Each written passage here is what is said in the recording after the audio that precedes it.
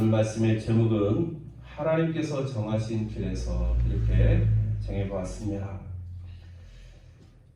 예수님께서 길을 가고 있는데 어떤 한 사람이 예수님께로 달려옵니다. 그리고 예수님을 보자마자 이 사람은 귀 위에 그냥 무릎을 꿇고 앉아서 예수님께 묻기 시작합니다.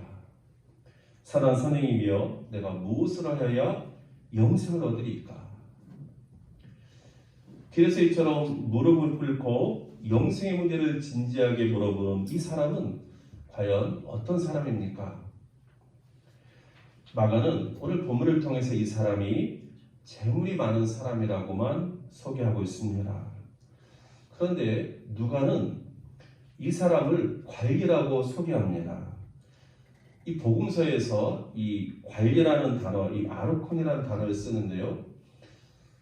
이 단어는 바리새인의 지도자, 또 회당장 이렇게도 번역되고 있음을 봅니다.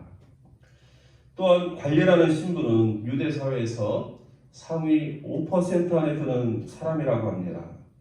이러한 모든 것을 종합해 볼 때 이 사람은 당시 유대 사회에서 엘리트였음이 분명합니다. 마태는 이 사람을 재물이 많은 청년이라고 말합니다. 그런데 이 청년이라는 단어는 유대 사회에서는 24세에서부터 40세 사이에 속하는 남자를 가리키는 표현이라고 합니다. 이 사람이 관리였다라는 점에서 우리가 생각하는 요즘의 청년보다는 나이가 좀 많았을 것으로 여겨집니다. 이처럼 이 사람은 재물이 많은 부자였고 유대 사회의 엘리트에 속하는 관리였습니다. 그런 사람이 예수님을 찾아와 길에서 무릎을 꿇고 엎드려서 묻고 있는 것입니다. 선한 선생님이여, 내가 무엇을 하여야 영생을 얻으리까? 사랑하는 성도 여러분, 이 사람은 재물이 많은 부자였고 유대 사회의 엘리트에 속하는 관리였습니다. 언뜻 보면 무엇 하나 부족함이 없어 보이는 사람입니다. 그런데 왜 이 사람은 예수님을 찾아와서 길에서 무릎을 꿇고 엎드려서 내가 무엇을 해야 영생을 얻으리까 묻고 있는 것입니까? 영적인 갈급함 때문입니다. 이 사람의 내면에서 아직도 해결하지 못한 영생의 문제에 대한 갈급한 것입니다. 얼마나 영적으로 갈급했는지 이 사람은 예수님을 보자마자 길 위에서 무릎 꿇고 엎드려서 예수님께 묻고 있는 것입니다. 부자에게도 영적인 갈급함이 있습니다. 사회적인 엘리트 속에도 영적인 갈급함이 있습니다. 우리 인생들에게는 모든 사람에게는 해결해야 될 영적인 갈급함이 있습니다. 오늘 본문을 빌어서 말하면 영생을 얻고자 하는 갈급함이 있습니다. 이 영생에 대한 문제는 재물이나 사회적인 지위로는 해결될 수 없다는 것을 오늘 우리는 이 본문의 말씀을 통해서 알게 됩니다. 그리고 이런 영적인 갈급함이 있을 때에 우리는 예수님을 찾게 되고 또 예수님 앞에 엎드려야 된다는 사실도 보게 됩니다. 사랑하는 성도 여러분, 저와 여러분에게는 지금 어떤 영적인 갈급함이 있습니까? 이 세상의 그 무엇으로도 해결할 수 없는 어떤 영적인 목마름이 있습니까? 그렇다면 우리는 예수님을 찾아야 합니다. 예수님 앞에 엎드려야 합니다. 예수님 앞에 설 때에만 비로소 해결될 수 있는 인생의 문제가 있기 때문입니다. 이 사람의 영적인 갈급함은 어떻게 영생을 얻을 수 있는가 하는 문제였습니다. 그래서 이 사람은 예수님을 보자마자 내가 무엇을 하여야 영생을 얻을 수 있습니까? 물었습니다.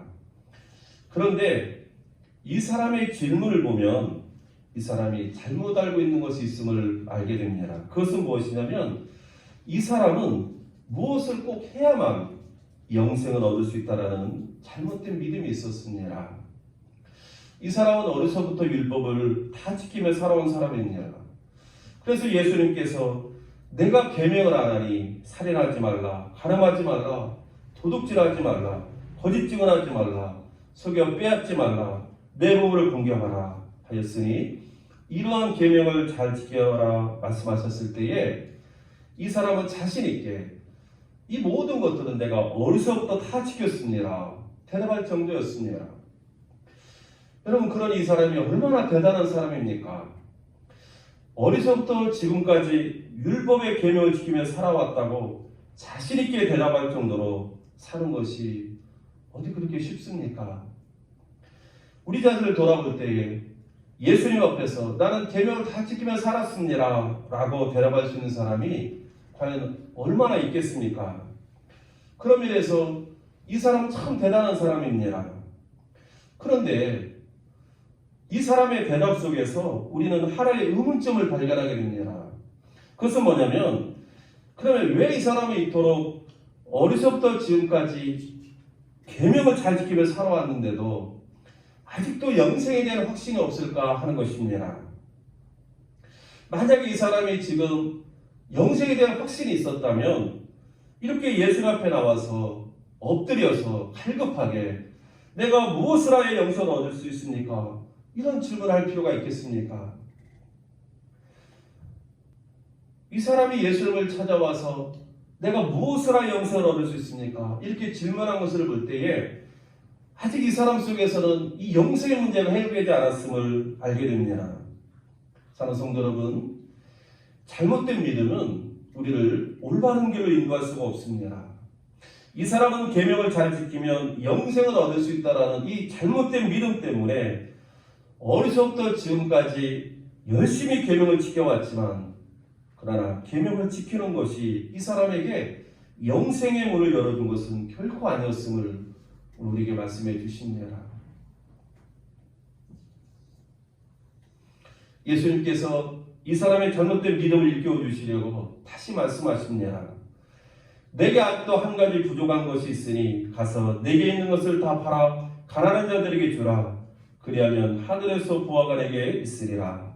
그리고 와서 나를 따르라. 이 사람은 재물이 많은 사람이었습니다. 부자인 이 사람이 자신의 재산을 다 팔아서 가난한 자들에게 나누어 준다는 것은 결코 쉬운 일이 아니었습니다. 결국 이 사람은 자신의 재물을 포기할 수 없었고 예수님의 이 말씀 때문에 슬픈 얼굴로 근심하며 예수님을 떠나갔습니다. 율법을 잘 지키며 살았다고 자부했습니다. 그런데 예수님께서 자신의 소유를 다 팔아 가난한 사람들에게 주라는 말씀을 하자 이 말씀이 걸림이 되어가지고 예수님을 떠나고 말았습니다. 여러분, 물론 우리는 이야기를 영생을 얻기 위해서는 그러면 자신의 재물을 다 팔아야 된다 이런 뜻으로 오해해서는 안 됩니다. 예수님은 이 사람에게 자신의 행위 가운데 완전하지 못한 부분이 있다는 사실을 깨우쳐 주려고 이 사람의 연약한 부분을 지금 지적해주고 계시는 것입니다. 이 사람은 그동안 자신이 완전한 사람이라고 하나님의 계명을 다 지켜놓으라고 자신하며 살아왔으나 재물에 대한 애착이 있음을 발견하고는 자신의 불완전함을 깨닫고 근심하며 돌아간 것입니다. 사랑하는 성도 여러분, 이 사람은 자신의 행위로 영생을 얻을 수 있다고 생각하며 살았습니다. 율법의 계명을 다 지키면 영생을 얻을 수 있다고 생각하며 살았습니다. 하지만 이 사람은 율법을 다 지킬 수 없다는 사실을 알지 못한 채 살아왔습니다. 그래서 예수님께서는 이 사람에게 인생 가운데 완전한 사람이 없고 행위가 완전하여 자신의 선함을 들고 하나님 앞에 나올 인생이 아무도 없으며 인간의 선함이 영생의 조건이 될 수 없다는 사실을 일깨워 주신 것입니다. 그렇습니다. 선한 행위로는 영생을 얻을 인생이 아무도 없습니다. 야고보서 2장 10절에 보니까 누구든지 온 율법을 지키다가 그 하나를 범하면 모두 범한 자가 된다라고 말씀하고 있습니다. 9가지를 다 지켜도 한 가지를 지키지 못하면 남은 9가지도 다 이 사람의 의의를 이룰 수가 없다는 사실입니다. 로마서 3장 10절에 보면 의인은 없나니 하나도 없다 말씀하시고 선을 행하는 자가 없나니 하나도 없다라고 말씀하고 있습니다. 하나님 앞에서 인정받을 수 있는 선함을 가지고 있는 사람이 없습니다. 인간의 선함은 상대적인 것입니다. 하나님의 눈으로 보면 인간의 선함이 가지고 하나님 앞에 나올 수 있는 사람은 한 사람도 없습니다. 선함은 절대 무흠하고 죄가 없으시며 완전하신 하나님의 속성이기 때문에 그렇습니다. 그래서 로마서 3장 20절에 그러므로 율법의 행위로 그의 앞에 의롭다 하심을 얻을 육체가 없나니 율법으로는 죄를 깨달음이니라. 사랑하는 성도 여러분, 우리는 우리 행위로 영생을 얻을 수가 없습니다. 우리가 아무리 계명을 지키며 선을 행한다고 하더라도 하나님의 기준에 도달할 수가 없습니다. 그럼 우리는 죄인이며 하나님의 심판 앞에 놓인 연약한 인생이라는 사실을 고백해야 합니다. 이 사람이 낙담하여 돌아가자 예수님께서 제자들에게 재물이 있는 자는 하나님의 나라에 들어가기가 심히 어렵도다 말씀하셨습니다. 그러자 제자들이 그 말씀에 놀랍니다. 예수님은 다시 제자들에게 하나님의 나라에 들어가기가 얼마나 어려운지 비유로 가르쳐 주십니다. 얘들아, 하나님의 나라에 들어가기가 얼마나 어려운지 낙타가 바늘 귀로 나가는 것이 부자가 하나님의 나라에 들어가는 것보다 쉬우니라. 이것은 부자는 무조건 영생을 얻을 수 없다는 말씀이 아닙니다. 재물에 대한 수욕이 있는 그 사람은 그만큼 하나님의 나라에 들어가기가 어렵다는 말씀입니다. 낙타는 팔레스타인에 살고 있는 동물 중에서 가장 큰 동물입니다. 그러므로 실제로 낙타가 바늘귀에 이렇게 지나가는 것은 불가능합니다. 여러분, 바늘귀가 뭔가 아시죠? 이 바늘에다가 실귀는 그 구멍을 가리킵니다. 바늘귀가. 많은 재물을 소유한 사람은 하나님을 의지하기보다는 재물을 의지하기 때문에 낙타가 바늘귀로 들어가는 것보다는 부자가 하나님의 나라에 들어가기가 더 어렵다라고 지금 비유로 강조하며 말씀하고 있는 것입니다. 제자들이 예수님의 이 말씀에 더욱 놀라서 서로 말합니다. 그런즉 누가 구원을 얻을 수 있는가? 그런즉 어떻게 영생을 얻을 수 있는가? 질문하고 있습니다. 예수님께서 제자들에게 대답하십니다. 사람으로는 할 수 없으되 하나님으로서는 다 하실 수 있느니라. 여러분, 우리에게 영생을 주시기 위해서 하나님께서 하신 일이 있다면 그러면 무엇입니까? 사람으로는 할 수 없고 하나님으로서도 할 수 있다고 하시는데 그러면 하나님께서 행하신 일이 무엇입니까? 그것이 바로 예수님의 십자가에서의 죽음입니다. 우리의 행위로는 어느 누구도 의롭다 하심을 얻을 수 없고 그 선함을 가지고 하나님 앞에 나가 영생을 얻을 인생이 없기 때문에 예수님께서, 하나님 되신 예수님께서 이 땅에 내려오셔서 저와 우리 모두의 죄를 대신 짊어지시고 십자가에서 피 흘려 죽으셨습니다. 그로 말미암아 우리는 우리의 모든 죄의 용서를 받게 되었습니다. 또 예수님의 죽음의 사건입니다.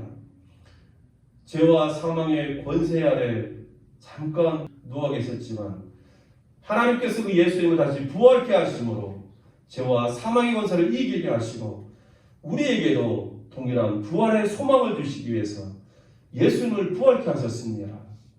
그리고 이런 예수님의 죽으심과 부활을 믿는 자에게 영생을 주시는 것이 바로 하나님께서 행하신 하나님의 방법인 것입니다.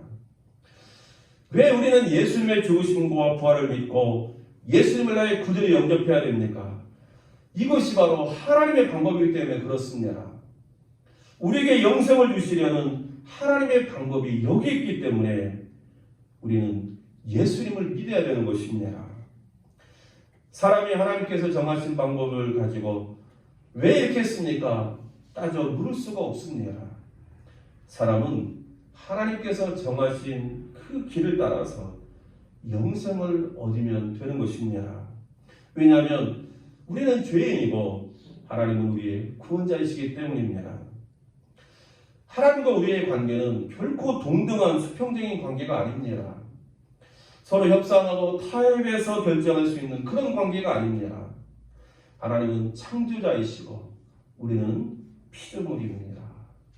하나님은 구원자이시고 우리는 죄인입니다. 하나님은 심판자이시고 우리는 그 하나님의 심판대 앞에 설 인생인 것입니다. 이 관계를 분명히 아는 것이 믿음의 길이고 기독교 신앙의 길입니다. 우리는 내가 누구인지를 모르기 때문에 하나님을 멀리합니다. 그러나 하나님 앞에서 내가 어떠한 존재인가를 깨달으면 깨달을수록 우리는 하나님을 향해서 나갈 수밖에 없습니다. 죄의 결과는 사망이라고 말씀하시는데 이 사망의 길에서 누가 우리를 구원할 수 있습니까? 스스로의 깨달음으로 벗어날 수가 없습니다. 스스로의 고행으로도 벗어날 수가 없습니다.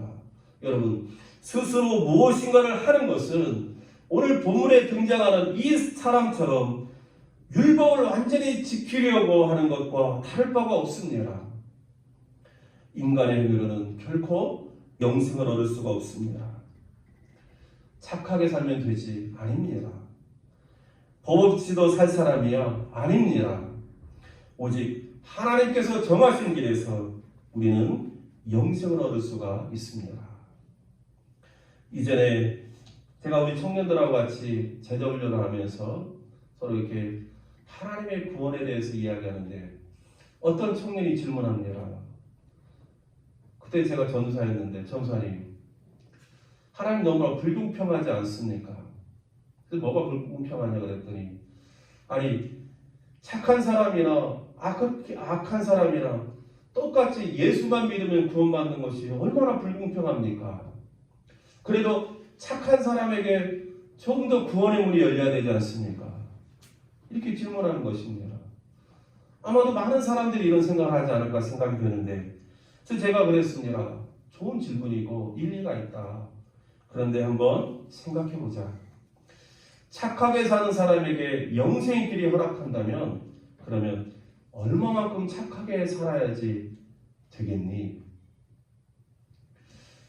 영생에 들어가기 위해서 착하게 살아야 한다면 그 착한 기준이 어느 정도 돼야 될까? 예를 들어서 착하게 사는 그 기준을 100으로 생각해서 100이 영생의 길에 들어갈 수 있다면 그러면 99는 얼마나 억울하겠냐? 1차인데. 그래서 그러면 99로 기준을 낮추면 그럼 98은 또 얼마나 억울하겠냐? 98이 기준이면 그럼 97은 또 얼마나 억울하겠냐? 이렇게 생각해보면 도무지 천국에 들어갈 수, 영생에 들어갈 수 있는 착한 기준이라는 것이 모든 사람에게 공평한 것은 결코 아니지 않느냐. 그래서 하나님께서는 이런 상대적인 기준보다는 착한 자나 악한 자나 예수님을 믿고 예수님을 나의 구주로 영접하는 사람에게 영생의 문을 열어줬는데 이것이 더 공평하지 않냐. 이렇게 대답했더니 이 청년이 그 말을 듣고 아무 질문을 더 이상 하지 못했던 것을 보았습니다. 여러분, 하나님은 상대적인 착한 기준 대신에 믿음으로 모든 사람에게 영생이 들어갈 수 있는 기회를 주신 것입니다. 여러분, 이것이 더 공평하지 않습니까? 하나님 우리에게 영생을 주실 때에 우리 행함에 근거를 두지 않으시고 선물로 주셨습니다. 이것을 성경은 은혜라고 말씀합니다. 에베소서 2장 8절 9절 보니까 너희는 그 은혜에 의하여 믿음으로 말미암아 구원을 받았으니 이것은 너희에게서 난 것이 아니요 하나님의 선물이라. 행위에서 난 것이 아니니 이는 누구든지 자랑하지 못하게 함이라. 너희에게서 난 것, 우리의 행위로 말미암지 아니하고 하나님의 선물, 바로 하나님께서 세우신 방법대로 은혜대로 우리를 구원하셨다라고 성경은 말씀하고 있습니다. 그래서 로마서 6장 23절에도 보면 죄의 싹은 사망이요 하나님의 은사는, 하나님의 선물은 그리스도 예수 우리 주 안에 있는 영생이라고 말씀하고 있습니다. 여러분, 선물은 어떻게 받습니까?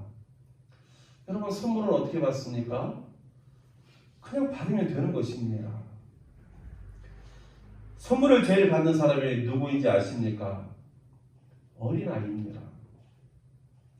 아이들은 선물을 주면 그냥 받습니다. 하지만 어른들은 선물을 주면 혹시 이거 내 물 아닐까? 혹시 이거 주고 나중에 어떤 거 요구하지 않을까? 의심하기도 합니다.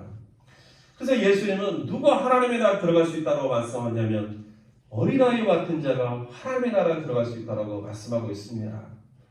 어린아이 같이 순수하게 있는 그대로 솔직하게 하나님의 은혜를 선물로 받아들일 수 있는 자가 영생을 얻고 하나님 나라에 들어갈 수가 있습니다. 사랑하는 성도 여러분, 오늘 본문에 나오는 사람은 영적인 갈급함으로 예수님께 나왔습니다. 하지만 잘못된 믿음 때문에 영생에 대한 확신을 갖지 못한 헛된 인생을 살아왔습니다. 어떤 인생도 행위로 영생을 얻을 수 없습니다. 오직 하나님께서 정하신 방법으로만 영생을 얻을 수가 있습니다. 그런데 하나님께서 정하신 방법은 우리에게는 선물이고 은혜라고 말씀하고 있습니다. 누가 이 하나님의 선물을 받지 않습니까? 영생이 담겨있는 하나님의 사랑의 선물을 누가 거절할 수 있습니까? 언젠가 아프리카에서 영국 해역으로 오던 배가 조난을 당했습니다. 구조선에 왔지만 파도가 높아서 접근을 못하고 있었고 조난을 당한 사람들에게 밧줄을 던져주면서 구조선 가까이 오라고 했습니다. 많은 사람들은 목숨을 건졌지만 또 많은 사람들이 죽었습니다. 수영을 못해서 죽은 사람도 있었고 밧줄을 잡지 못해서 죽은 사람도 있었는데 근데 나중에 보니까 또 다른 이유가 하나 있었는데 그것이 뭐냐면 금을 몸속에 넣고 오다가 이 금괴의 무게 때문에 물에 빠져 죽은 사람들이 많이 있었다고 합니다.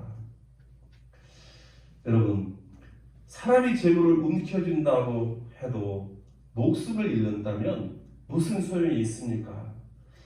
우리의 삶 속에서 구원의 문제보다 영생의 문제보다 더 중요한 것이 있습니까? 이 땅에서 성공을 해도 재물을 모아도 구원을 받고 영생을 얻지 못한다면 우리 지난 시간 함께 살펴본 것처럼 영원한 시간을 지옥 형벌 가운데서 보내야 하는데 그 영원한 형벌을 감당할 수 있겠습니까? 영생을 얻는 것보다 더 중요한 것은 없습니다. 하나님은 영생의 선물을 예수 그리스도 안에 담아서 우리에게 주셨습니다. 예수님의 십자가의 죽으심과 부활의 사건을 믿음의 보자기에 쌓아서 우리에게 주셨습니다. 아직도 세상의 금괴 때문에 예수님의 구원의 밧줄을 붙잡지 못하고 살고 계십니까? 내일의 시간이 내게 주어질 것을 누가 장담할 수 있습니까? 얼마 전 갑작스럽게 그 버스 안에 있다가 옆에서 그 건물이 무너져 내려서 많은 사람이 희생을 당했는데 누구들 이것을 상상이나 했겠습니까? 오늘 생명 있는 동안에 하나님께서 정하신 길에서 예수 그리스도 안에 있는 영생의 선물을 받아 누릴 수 있기를 주님의 이름으로 축복합니다. 함께 기도하겠습니다. 하나님 아버지, 오늘 생명 있는 동안에 하나님께서 정하신 길에서 예수 그리스도 안에 있는 영생의 선물을 받아 누릴 수 있는 우리 모두가 되게 하여 주옵소서. 아직도 세상의 금괴 때문에 예수님의 구원의 밧줄을 놓치고 살아가는 연약한 우리의 모습을 불쌍히 여겨주시고 돌이켜 주님의 그 구원의 밧줄을 붙잡을 수 있는 믿음을 갖게 하여 주옵소서. 예수 그리스도의 이름으로 기도하옵나이다. 아멘.